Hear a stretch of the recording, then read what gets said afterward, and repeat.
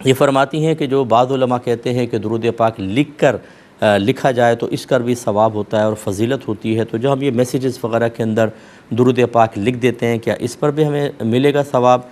جی بالکل ملے گا، حتیٰ کہ اگر آپ کاپی پیسٹ کریں گے تو اللہ کی رحمت بہت بڑی ہے۔ جب آپ ایک اچھے قصد و ارادے کے ساتھ، اچھی حسن نیت کے ساتھ ایک عمل کرتے ہیں تو پھر اللہ کی رحمت بہت بڑی ہے، یقین رکھیں کہ اللہ تعالیٰ آپ کو برکات سے نوازے گا۔ یہ بھائی نے فرمایا کہ بعض اوقات ہم والدین کے لیے درود پاک وغیرہ، جیسے ابھی یہ مسئلہ ہوا کہ ڈائری میں لکھ رہے ہیں تاکہ ان کو ثواب اس کا پہنچتا رہے، پھر کوئی والدین وغیرہ میں سے فوت ہو جائے تو کیا یہ ڈائری ان کی قبر میں رکھ سکتے ہیں کہ نہیں؟ دیکھیں، علماء کرام نے، ہمارے اکابرین نے تبرکات کو قبور میں برکت کے حصول کے امکانات کی بنا پر، اس امید پر کہ اللہ کی رحمت نازل ہوں گی، اجازت دی ہے۔ لیکن ہمارا مشورہ یہ ہوگا کہ آپ اس کو اچھی طرح کسی پلاسٹک میں لپیٹیں، پلاسٹک کوٹنگ کر دیں، یعنی پورا اچھی طرح پیک کر دیں، اور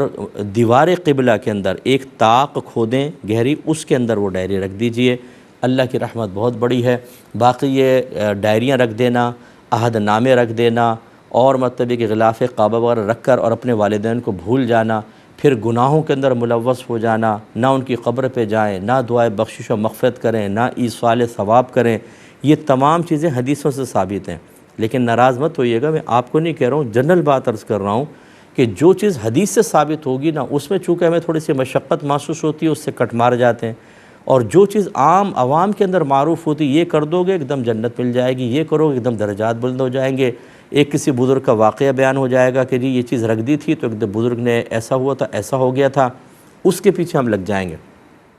تو میں یہ نہیں کہتا ہوں کہ یہ غلط ہے، اگر یہ ثابت ہے، کسی بزرگ سے بھی فضیلت ثابت ہے، چلیں آپ کر لیں، لیکن جو قرآن و حدیث سے ثابت شدہ ہے اسے نظر انداز کرنے کے لیے ہماری طبیعت کیوں راغب ہو جاتی ہے، کیوں تیار ہو جاتی ہے؟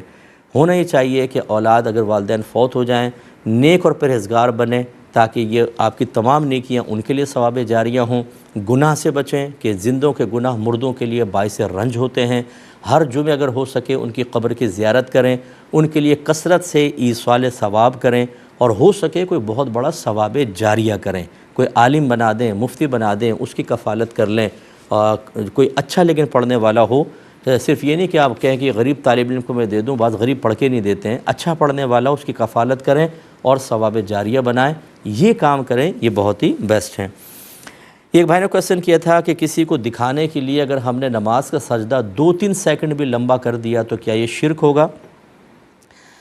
دیکھیں، یہ وہ شرک تو نہیں ہوگا کہ انسان کافر ہو جائے، ٹھیک ہے نا، لیکن یہ شرک خفی ضرور ہوگا۔ شرک خفی کا مطلب ریاکاری، جس کو نبی کریم نے شرک قرار دیا کہ جو عمل اللہ تعالیٰ کے لیے کرنا چاہیے، چاہے آپ 1 سیکنڈ 2 سیکنڈ کے لیے بھی اس میں مخلوق کی رضا کا طالب ہو جائیں گے تو گویا کہ اللہ کی رضا کے طالب کے ساتھ ساتھ آپ نے طلب کے ساتھ ساتھ اس کی رضا کو بھی طلب کیا، اور اس کو شرک خفی کہتے ہیں، ریاکاری کہتے ہیں، اور یہ حرام اور گناہ کبیرہ ہے۔ بعض اوقات غیر ارادی طور پر ہو جاتا ہے، ایک دم شیطان دل میں خیال ڈالتا ہے، سوچنے کا موقع نہیں ملتا، ہو جاتا ہے، تو چلیں ہو گیا، گناہ تو اب بھی ہے، لیکن جیسے ہی آدمی کو احساس ہو فوراً توبہ کریں، شرمندہ ہوں اور آئندہ ایسا نہ کریں، اور کبھی بھی اس چیز کو طویل نہ کریں۔ یعنی جو آپ کو پتہ ہے کہ میں ریاکاری کر رہا ہوں، لیکن متاثر کرنے کے لیے، لوگوں کو اپنے طرف مائل کرنے کے لیے، ان کے دل جیتنے کے لیے، کسی محفل میں مرکز نکاح بننے کے لیے، پیسے کے لیے اگر آپ نے کوئی طاعت کی تو پھر یاد رکھیں کہ یہ نہ صرف ثواب ضائع کرے گی بلکہ آخرت میں شدید عذاب کا سبب بھی بنے گی۔ ایک بھائی نے کہا کہ لوگ امام حضرات کے سامنے وضو غلط کر رہے ہوتے ہیں، نمازیں غلط پڑھ رہے ہوتے ہیں، لیکن وہ ان کو کوئی نہیں ٹوکتے، کوئی نہیں سمجھا رہے ہوتے، نہ کوئی فرض علوم وغیرہ سکھاتے ہیں، اور بس کرامات وغیرہ اپنے بیانات میں بیان کرتے رہتے ہیں، کیا حکم شرع ہوگا؟ دیکھیں، پہلی بات تو یہ کہ علماء پر بالکل تنقید نہ کریں، وہ کیا کر رہے ہیں یہ ان کی ذمہ داری ہے، انہیں خود اپنا احتساب کرنا ہوگا، اور ہو سکتا ہے وہ کسی صحیح مصلحت کی بنا پر کوئی کام کر رہے ہوں۔ عوام الناس جب اپنے بڑوں کا اور اہل علم کا احتساب کرنے کی طرف آتی ہے تو چونکہ وہ حکمتیں آپ کے پیش نظر نہیں ہوتیں، وہ علم کے درجات آپ کو حاصل نہیں ہوتے جو ان کے پیش نظر ہیں یا ان کو حاصل ہے، تو مسٹیک کے، غلطیوں کے امکانات ہوتے ہیں اور انسان گناہگار ہوتا ہے۔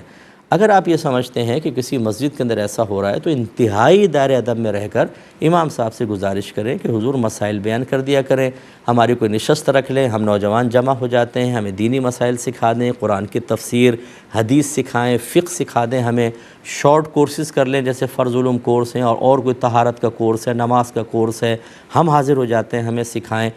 کمیٹیوں سے آپ گزارش کریں کہ وہ کریں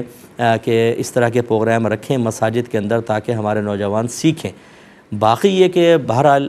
میں تو اپنے بیانات میں عرض کرتے رہتا ہوں، علماء کی اپنی ذمہ داریاں ہوتی ہیں، جو ہمارے سنجیدہ اور بڑے علماء ہیں وہ بالکل وہی کام کرتے ہیں جو شریعت ان سے طلب کر رہی ہوتی ہے، لیکن ہزارہ ایسے بھی ہیں کہ جو واقعی بس صرف کرامات کی طرف ہی توجہ ہے۔ لوگ کیا کیا گناہ کر رہے ہیں، نوجوانوں کو کون کون سے چیلنجز کا سامنا ہے، کن کن برائیوں کی نشاندہی کر کے ان کے حل بتانے ہیں، اس کا ان کو شعور نہیں ہوتا، وہ اپنی ہی مرضی سے بیان کرتے ہیں۔ مینٹلٹی میچ نہیں ہو رہی ہوتی، کیمسٹری میچ نہیں ہو رہی ہوتی، سامنے بیٹھے ہوئے شخص کچھ اور چاہتے ہیں، ہم اپنی ہی بس مرضی کے بیانات کر رہے ہوتے ہیں۔ اس کا ہم نے نتیجہ دیکھا ہے کہ 20 سال تک لوگ بیان سنتے رہتے ہیں، مسجد میں آ کر کوئی تبدیلی نہیں آتی، نہ کچھ سیکھنے کا موقع ملتا ہے۔ یہ یقیناً ایک صاحب منصب کے لیے میدان محشر میں گرفت کا سبب بن سکتا ہے۔ ثم لتسألن یومئذ عن النعیم، پھر ضرور تم سے اس دن یعنی برود قیامت نعمتوں کے بارے میں کویسچن ہوگا۔ ہم اگر ایک ممبر پہ بیٹھتے ہیں، لوگ ہمارے سامنے ہوتے ہیں، یہ اللہ کی بہت بڑی نعمت ہے کہ اگر میں ان کو دین سکھاتا ہوں، گناہ سے بچاتا ہوں، پاکیزہ بناتا ہوں، کردار اور اخلاق کی تعمیر کرتا ہوں، ان کو جنت کا راستہ دکھاتا ہوں، سارے میرے لیے ثواب جاریہ ہوں گے۔ اتنی بڑی نعمت، اور پھر ذمہ داری بھی ہے، فرض ہے مجھ پر کہ میں ان کو سکھاؤں، اور نہیں سکھاؤں گا تو میدان محشر میں پھر اللہ تعالیٰ غریب فرمائے گا۔ لیکن بہرحال میں آپ سے گزارش یہی کرتا ہوں عوام سے کہ علماء کی آپ غریب کی طرف نہ آئیں، ہاں دائرہ ادب میں رہ کے اگر محسوس کر رہے ہیں تو گزارش ضرور آپ کر سکتے ہیں۔ یہ کہتے ہیں کہ ایک شخص ہے، اس کی عمر 50 سال تھی، دوسرے نے پوچھا کہ یار تمہاری عمر کتنی ہے؟ اس نے کہا 50 سال۔ اس نے کہا تم جھوٹ بولتے ہو، تم اوپر والے سے 1-2 سال ہی چھوٹے ہو گئے۔ یعنی ہنسی مذاق میں ایسی بات بولی تو کیا حکم شرع ہوگا؟ دیکھیں جس نے بھی یہ مذاق کیا وہ دائرہ اسلام سے خارج ہو گیا، اور اسے تجدید ایمان اور تجدید نکاح کرنا لازم ہے۔ بعض چیزیں ایسی ہیں کہ جس میں شریعت مذاق کو بالکل قبول نہیں فرماتی، اس میں سنجیدگی بھی سنجیدگی ہے اور مذاق بھی سنجیدگی ہے، جیسے کہ ایمان اور کفر کے مسئلے میں۔ اب یہ کہنا کہ اوپر والا سب سے پہلے تو اللہ کے لیے سمت مقرر کر دی، یہ کفر، پھر یہ کہا کہ اس سے 1-2 سال ہی چھوٹے ہو گئے، اس کا مطلب ہے کہ عمر اس کی ہوتی ہے جو پہلے نہیں پیدا ہوتا، پھر پیدا ہوتا ہے تو ہم اندازہ کرتے ہیں 20 سال کا ہو گیا، 30 سال کا، اس کا مطلب اس نے یہ عقیدہ بھی ظاہر کیا کہ پہلے خدا موجود نہیں تھا، اس کے بعد مارز وجود میں آیا، یہ دوسرا کفر۔ پھر اللہ تبارک و تعالیٰ کی ایک عمر مقرر کر دینا، یہ کفر، یہ بہت سارے کفریات اس میں جمع ہو گئے۔ اس لیے میں اپنے تمام نوجوانوں سے گزارش کرتا ہوں، اور گھروں میں ہماری بہنیں بھی بعض اوقات بیٹھ کے آپس میں مذاق کر رہی ہوتی ہیں، شریعت کا مذاق اڑا رہی ہوتی ہیں، ایسا ہرگز نہ کیا کریں۔ اور یہ جو آپ کے پاس پوسٹس کے اندر جوکس وغیرہ آ جاتے ہیں شریعت سے متعلق، اور یہ جو آج کل بھی میں نے نشاندہی کی تھی، کلپ بنا دی، کوئی بھی ایک مسئلہ لے لیا، ایک یہاں سے ہنس رہا ہے، ایک وہاں سے ہنس رہا ہے، بیچ میں کسی کے قہقہے ڈال دیے، آپ انجوائے کر رہے ہوتے ہیں، آپ کو نہیں پتہ چلتا بعض اوقات جو مسئلہ بیان ہو رہا ہے وہ بعینی ایک حدیث ہے، بعینی ایک آیت کا مضمون ہے، اور آپ کا اس کا مذاق اڑانا اصل میں اللہ اس کے رسول کا مذاق اڑانا ہے، قرآن اور حدیث کا مذاق اڑانا ہے۔ ایمان یوں نکل جائے گا ہاتھ سے، یہ تو ہنسانے والا روئے گا ہی روئے گا، یہ 50 کو رلانے کا سبب بن جائے گا۔ اس لیے آپ ایسی چیزیں بالکل نہ دیکھیں، اور دین کو خدا را کم از کم مذاق سے بالکل علیحدہ کر دیجئے۔ ایک بہن نے کویسچن کیا کہ ان کا بچہ 1 ماہ کا ہے، رات بھر روتا رہتا ہے، سوتا ہی نہیں ہے، فجر کے ٹائم آ کے سوتا ہے، دن بڑے آرام سے گزر جاتا ہے، رات ہوتی ہے پھر رونے لگ جاتا ہے۔ وہ کہتی ہیں کسی نے کہا ہے کہ اس کو کچھ چیزیں نظر آتی ہیں اس وجہ سے روتا ہے، کیا حکم شرع ہوگا؟ دیکھیں پہلی بات تو یہ کہ اس کو چیزیں نظر آتی ہیں، بچے نے بتایا کہ چیزیں نظر آتی ہیں، یہ اپنے پاس سے قیاس آرائی کر کے خواہ وسوسہ ڈال کر اپنی پوزیشن کلیئر کر کے اپنے آپ کو ثابت کرنے کی کوشش کرتے ہیں کہ ہمیں بڑی روحانیت جانتے ہیں، حالانکہ روحانیت کا مفہوم بھی نہیں پتہ ہوتا۔ آپ کسی اچھے ڈاکٹر سے رجوع کریں۔ بعض چیزیں ایسی ہوتی ہیں کہ ڈے کے اندر اثر انداز ہوتی ہیں، یعنی بیماریاں وغیرہ یا کوئی ماحول، اور بعض اوقات رات کے اندر ہوتا ہے۔ دیکھا کریں کوئی چیونٹی وغیرہ تو اندر نہیں گھس گئی ہے، بعض اوقات اور بچے کے ساتھ مسائل ہوتے ہیں، یہ آپ کریں۔ ہاں یہ بھی اس کا میں انکار نہیں کر رہا ہوں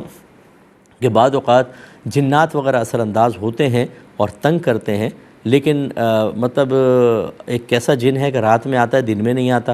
تو اس لیے پھر بھی حفظ ما تقدم کے طور پر آپ آیت الکرسی پڑھ کر، چاروں قل پڑھ کر بچے پر دم کیا کریں اور سویا کریں۔ لیکن اس طرح یقینی طور پہ کہنا کہ اس کو چیزیں نظر آ رہی ہوں گی تبھی ایسا ہی ہوا ہے، ان سے کیا ہوتا ہے کہ ہم قرآن و حدیث سے ہٹ جاتے ہیں، اور اس میں اس قسم کے لوگوں کو وسوسے میں مبتلا کرنے والوں کے لیے بڑی وسعت ہوتی ہے، بہت بڑا گراؤنڈ ہے، کیونکہ آپ تو جانتے نہیں، اچھا انہیں خود بھی نہیں پتہ ہوتا، لیکن اس طرح کی باتیں کر کے اب یہ روحانی مسائل ہیں، اب روحانی مسائل ہیں تو یہ ہیں روحانی اسکالر، اب ان کے پاس آ کر اب ان سے ہدایات لیتے رہیں، اور پھر یہ صاف کہہ دیتے ہیں جو یہ علماء ظاہر ہے نا مسائل بتائیں، ان کو نہیں پتہ ہوتا، یہ فقیروں کو پتہ ہوتا ہے۔ ان ایسے فقیروں کو میرے سامنے لے کر آئیں، میں ان سے چند کویسچن کرتا ہوں اور ان کی روحانیت کے نہ ٹکڑے کر دیے تو آپ مجھے کہیے گا اللہ مجھے عجب و خود پسندی سے بچائے، میں ایک طالب علم ہوں، لیکن قرآن و حدیث کا علم اصل ہے۔ کہاں سے تم نے اپنے پاس سے چیزیں نکال کر لوگوں کو گمراہ کر رہے ہیں، وسوسوں میں مبتلا کرتے ہیں، انہیں اصل دین سے ہٹا دیا، ان کا اعتماد اللہ پہ نہیں رہا، رسول کی دعاؤں پر نہیں رہا، قرآن پہ نہیں، حدیث پہ، وہ آپ کو نجات دہندہ سمجھنا شروع ہو گئے۔ یہ کون سا آپ نے اپنے لیے ایک اسٹیج بنا کر کارنامہ کر لیا بہت بڑا، میدان محشر میں آپ پھنسیں گے۔ اچھا خود بیمار ہوں گے ڈاکٹر کے پاس پہنچ جائیں گے، اپنے بچے بیمار ہوں گے بیوی کہے گی خبردار جو اس کو دم درود کیا لے کے جاؤ سیدھے فلاں ہاسپٹل کے اندر، اچھا لے کے جا رہا ہوں، کیوں نہیں کر لیتے گھر کے اندر؟ نہ لے کے جائیں کسی کو بھی، روحانی علاج کریں اپنے گھر کے اندر۔ کوئی گھر والا جو سن رہے ہیں، جو ان کی فیملیز مجھے اگر سن رہی ہیں، اگر آپ کبھی بیمار ہوں بولو ادھر علاج ہوگا، نہ تم جاؤ گے نہ ہم جائیں گے۔ پوری دنیا کو آپ نے کہا ہوا ہے کہ بعض کہتے ہیں ڈاکٹر علاج چھوڑ دو، ہم سے علاج کرواؤ بس، اور مار دیتے ہیں آدمی کو۔ تو ایسا نہیں کرنا چاہیے۔ بہرحال تو دم وغیرہ کر لیا کرے۔